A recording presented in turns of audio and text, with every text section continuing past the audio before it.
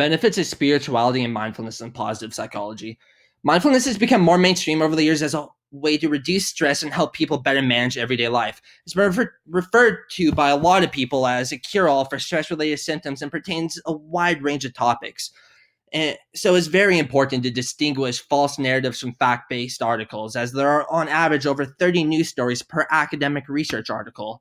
The origins of mindfulness begin in early Eastern religion with the aim of Buddhist monks to enter into a state of being fully total aware.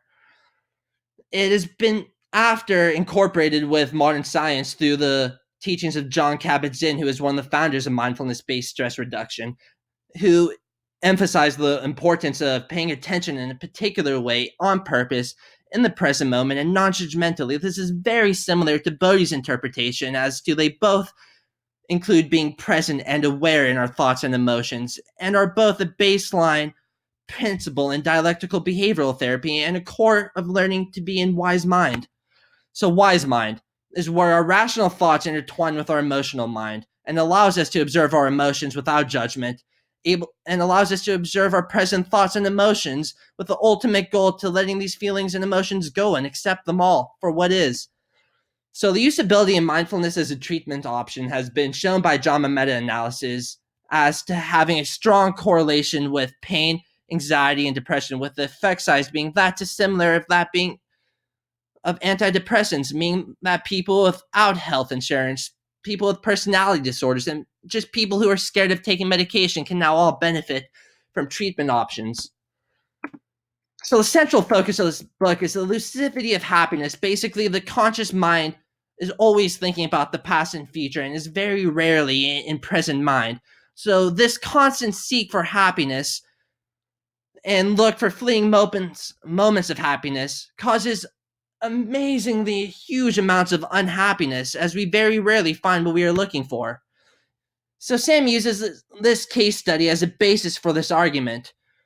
So basically, over 46% of our time is spent worrying, and our parasympathetic nervous system is constantly reacting, meaning that for half of our day, we are constantly under insane amounts of stress. So Sam Harris emphasizes the need for daily meditation and breath training because of this, and it trains our body to calm down and tricks our PSN and overall reduces cortisol levels because our body thinks we're in a state of relaxation. So our default mode network. So wandering mind correlated to increased activity in the midline prefrontal and parietal cortexes. This is known as the default mode network and is the result of most activity during inactivity, which is insane that we are most active in our DMN when we are physically inactive, and is very crucial for our processes through thoughts about past and the future. And 80% of our brain functionality and energy goes to the DMN. So by training our minds to enter into a state of mindfulness, we are training ourselves to slow down our DMN and allowing us to stay in the moment, which is very important for people with personality disorders, such as borderline personality disorder, as they have high emotional intensivity and are very quick to changing emotions. So it's crucial to learn how to deal with these emotions through an abstract viewpoint and total acceptance. So the paradox of acceptance, Sam Harris describes true meditation as requiring total acceptance of what is given in the present moment, which this paradox of acceptance allows us to recognize emotional reactivity without the conflict of post-reaction self-blame.